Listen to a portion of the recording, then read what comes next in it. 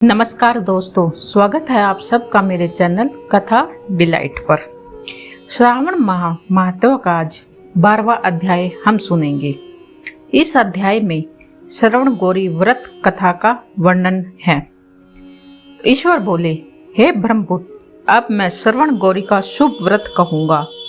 यह व्रत श्रावण मास में शुक्ल पक्ष तृतीया तिथि को होता है। इस दिन प्रातःकाल स्नान करके नित्य कर्म करने के बाद संकल्प करे और 16 उपचारों से पार्वती तथा शंकर जी की पूजा करे। इसके बाद भगवान शिव से प्रार्थना करे, हे देव देव आइए, हे जगतपते, मैं आपसे प्रार्थना करता हूँ, हे सूरतम, मेरे द्वारा की गई पूजा को आप स्वीकार करें।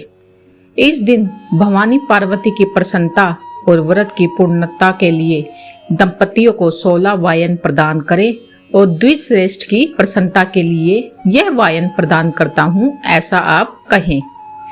चावल के चूर्ण के 16 पकवानों से 16 बांस की टोकरियों को भरकर तथा उन्हें वस्त्र आदि से युक्त करे और पुनः 16 द्विज दंपतियों को बुलाकर इस प्रकार कहते हुए प्रदान करे, व्रत की संपूर्णता के लिए मैं ब्राह्मणों को यह प्रदान कर रहा हूँ। मेरे कार्य की समृद्धि के लिए सुंदर अलंकारों से विभूषित तथा पतिव्रत्या से सुशोभित हे सुशोभनीय सुहागिन स्त्रियां इन्हें ग्रहण करें।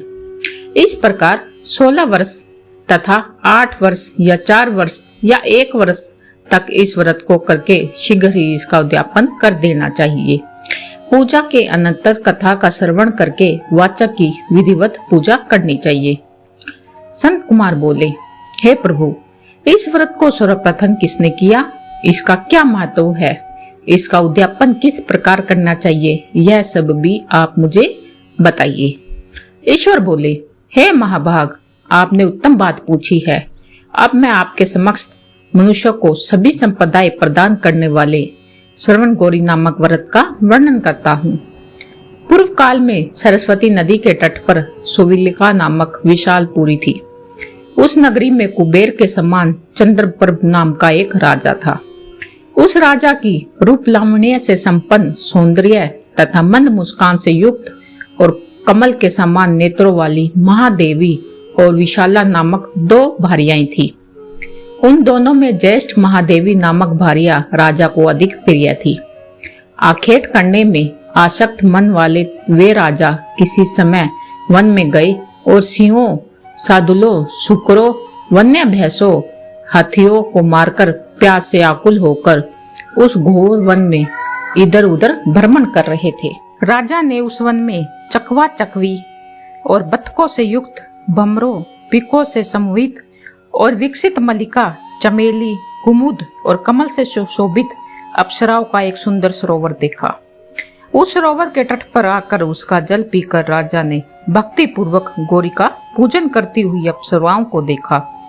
तब कमल के समान नेत्रों वाली राजा ने उनसे पूछा, आप लोग यह क्या कर रही हो? इस पर उन सब ने कहा, हम लोग श्रवण गौरी नामक उत्तम व्रत कर रही है। यह व्रत मनुष्य को सभी संपदाएं प्रदान करने वाला है। हे नरश्रेष्ठ, आप भी इस व्रत को कीजिए। तब राजा बोले, इसका विधान कैसा है और इसका क्या फल है? मुझे सब विस्तार में बताइए। तब वे सारी स्त्रियां बताने लगी, हे राजन, यह श्रवण गौरी नामक व्रत श्रावण मास की शुक्ल पक्ष की तृतीया को किया जाता है। इस व्रत में भक्ति पूर्वक अत्यंत प्रसन्नता के साथ पार्वती तथा शिव की पूजा करनी चाहिए। पुरुष को 16 तारों वाला एक डोरा दाहिने हाथ में बांधना चाहिए। स्त्रियों के लिए बाएं हाथ में या गले में इस डोरे को बांधना चाहिए।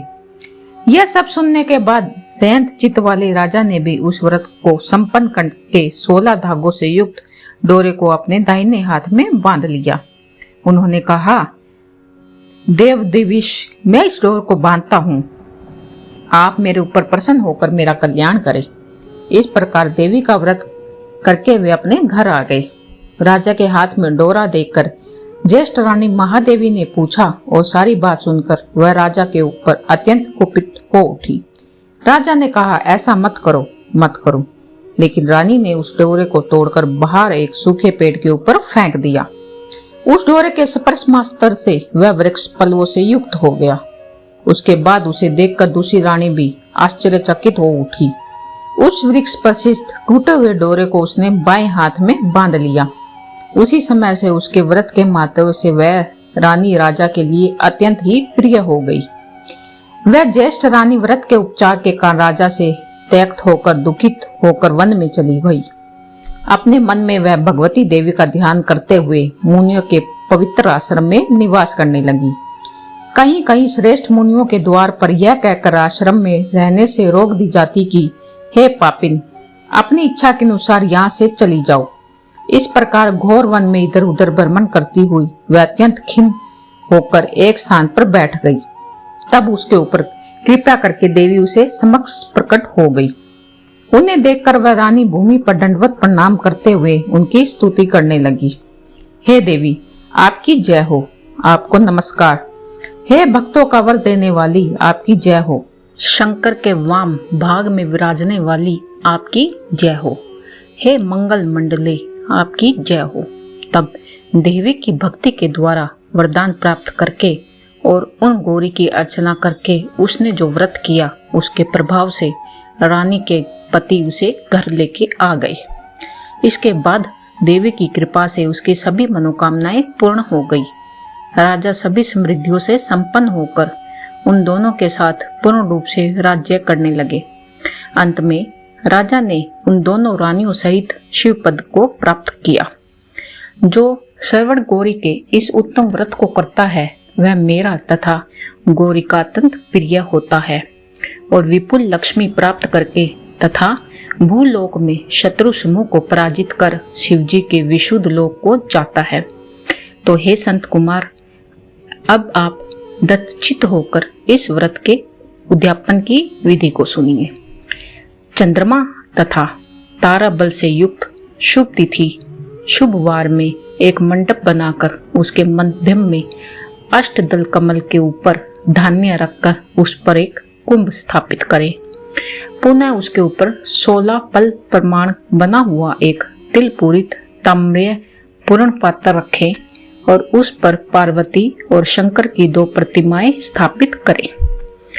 शिव जी की प्रतिमा श्वेत वर्ण के 2 वस्त्रों तथा शुक्ल वर्ण के यज्ञोपीत से सुशोभित हो।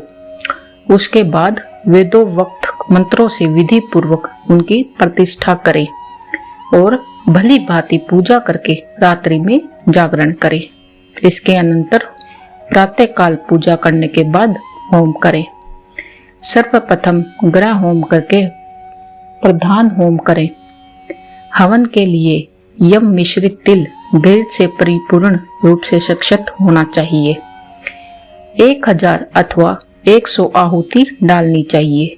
उसके बाद वस्त्र, अलंकार और गो के द्वारा आश्चर्य की पूजा करनी चाहिए और वायन प्रदान करना चाहिए। इसके बाद ब्राह्मणों को भोजन कराना चाहिए और साथ ही 16 दंपतियों को भी भोजन कराना चाहिए। अपने द्रव्य सामर्थ्य के अनुसार उन्हें भूसी दक्षिणा देनी चाहिए और अंत में हर्षोल्लास से युक्त होकर बंधु जनों के साथ स्वय भोजन करना चाहिए। इस प्रकार श्री स्कंद पुराण के अंतर्गत ईश्वर संत कुमार संवाद में श्रावण मास महात्म में तृतीया में श्रवण गौरी व्रत कथन नामक 12वां अध्याय भी पूर्ण हुआ। धन्यवाद दोस्तों।